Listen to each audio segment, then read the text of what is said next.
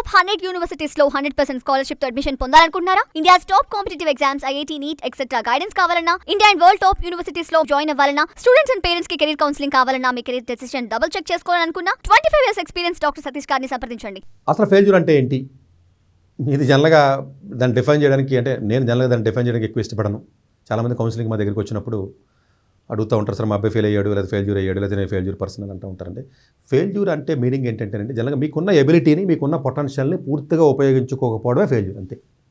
For example మీరు ఇంతే పని చేయగలరండి, ఇంతే పని మీరు చేశారనుకోండి, మీరు ఫెయిల్యూర్ పర్సన్ ఎలా అవుతారు? అవరు.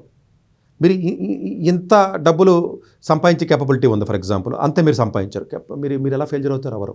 ఇంత భగవంతుడు మనకు బ్రెయిన్ ఇచ్చాడు, ఐక్యూ ఇచ్చాడు, లేదా కష్టం ఇచ్చాడు, ఓకే. అయితే మీరు ఇంత ఫుడ్ తినగలరు, చిన్నపిల్లలు చక్కగా తినండి. తక్కువ తిన్నారనుకోండి మరి ఇబ్బంది కదా. మీకు అవకాశం ఉంది, మీకు మంచి క్వాలిటీ ఫుడ్ తిన్నారు. అందువల్ల ఏంటంటే ఒక మనిషికి భగవంతుడు ఆ వయసుకి తగ్గట్టుగా, ఆ ఫ్యామిలీ కన్సిడరేషన్కి తగ్గట్టుగా ఒక ఎబిలిటీ అనేది ఉంటుందండి. అది పర్సనాలిటీ వైజ్ కానివ్వండి, స్పిరిచువల్ వైపు కానివ్వండి, లేకపోతే ఫిజికల్గా కానివ్వండి, లేకపోతేనేమో ఎడ్యుకేషన్ పరంగా కానివ్వండి, నాలెడ్జ్ పరంగా కానివ్వండి, దేని పరంగా అయినా కూడా ప్రతిదానికి ఒక ఎబిలిటీ ఉంటుంది. ఆ ఎబిలిటీ వరకు మీరు ఫిలప్ చేయండి ఫస్ట్. ఆ ఎబిలిటీ వరకు ఫిలప్ చేసి తర్వాత ఎక్స్టెండ్ చేస్తారా చేయరా పక్కన పెడదాం. అంతవరకు మీరు చేయకుండా మీరు లేజీగా ఉండి, తన్ని పెట్టి పడుకుని, ఖాళీగా ఉండి, రోజుకి 10-12 గంటలు పడుకుని, లెక్కకుండా ఇష్టం వచ్చినట్టు తిరిగి టైం అంతా ఆడుతూ ఇటుతోనే మాట్లాడుతూ టైం వేస్ట్ చేసి ఇంకోటి చేసి నేను ఫెయిల్ అయ్యాను అని చెప్పేసి నువ్వు డిప్రెషన్లోకి, లోన్లీనెస్లోకి వెళ్ళడం వల్ల మీకు సింపతి వస్తుందని ట్రై చేయొచ్చేమో తప్ప దానికి అసలు మీరు బాధపడడానికి కానీ, లేకపోతే లోన్లీనెస్ వెళ్ళడానికి కానీ, ఫెయిల్యూర్ అవ్వడానికి కానీ మీకు హక్కే లేదు. బాధపడడానికి కూడా ఒక హక్కు ఉంటుంది, బాధపడడానికి కూడా ఒక ఎలిజిబిలిటీ ఉంటుంది.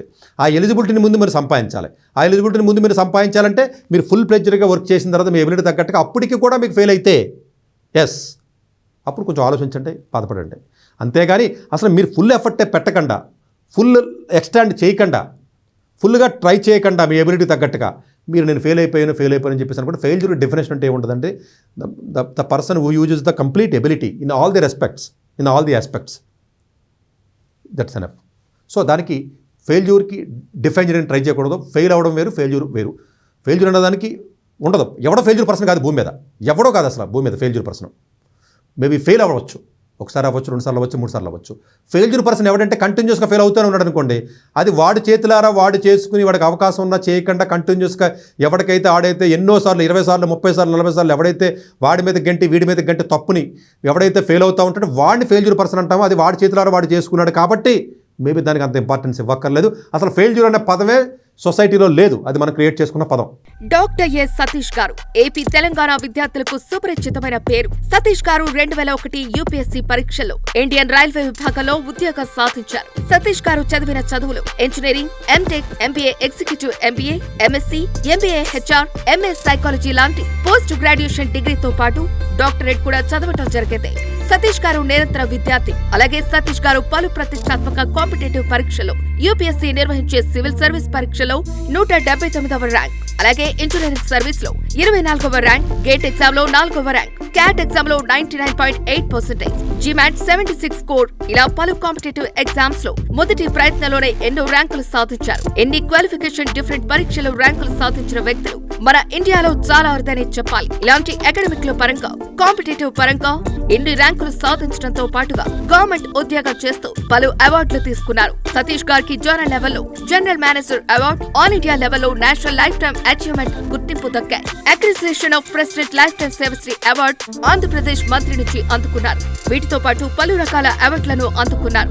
ఎన్నో ప్రతిష్టాత్మక ఆర్గనైజర్స్ పర్మనెంట్ మెంబర్ గా ఉన్నారు. కష్టపడి పైకి వచ్చిన వ్యక్తి కావటం వల్ల గత 20 సంవత్సరాల నుంచి ఎంతో మంది చిన్నపిల్లల దగ్గర నుంచి 5-6 తరగతుల విద్యార్థుల నుంచి పెద్ద పీజీ, పీహెచ్డీ కాలేజీలకు వెళుతూ విద్యార్థులకు అవగాహన కల్పిస్తుంటారు. ప్రతి విషయంపైన డాక్టర్ సతీష్ గారు స్పష్టమైన అవగాహన కలిగి ఉన్నారు. డాక్టర్ సతీష్ బలంగా నమ్మే సూత్రం ఏంటంటే అవేర్నెస్ ఈజ్ ఎవ్రీథింగ్. మనిషికి అవేర్నెస్ ఉంటే ఏదైనా సాధించగలరు. ఒక్క మోటివేషన్ తోనే కాదు, ఏది చేయాలి, ఏది చేయకూడదు, ఎలాంటి డెసిషన్ తీసుకోవాలి అన్న విషయాలపై, ముఖ్యమైన విషయాలపై అవగాహన కల్పిస్తుంటారు. అలాగే గవర్నమెంట్, ప్రైవేట్ జాబులే కాకుండా ప్రపంచ దేశాల్లోని జాబ్స్ పై కూడా అవగాహన కల్పిస్తుంటారు. ఉద్యోగాలతో పాటు పెద్ద చదువులైన ఐఐటీ వంటి వాటిపై సెషన్స్ నిర్వహిస్తూ ఉంటారు. ఇప్పటి వరకు 3 లక్షల సెమినార్స్ ₹1 తీసుకోకుండా ఉచితంగా నిర్వహించారు. ఇందులో భాగంగా మన 99 టీవీ ద్వారా విద్యార్థులకు మోటివేషన్ ఇవ్వటానికి మీ ముందుకు వస్తున్నారు డాక్టర్ సతీష్ గారు.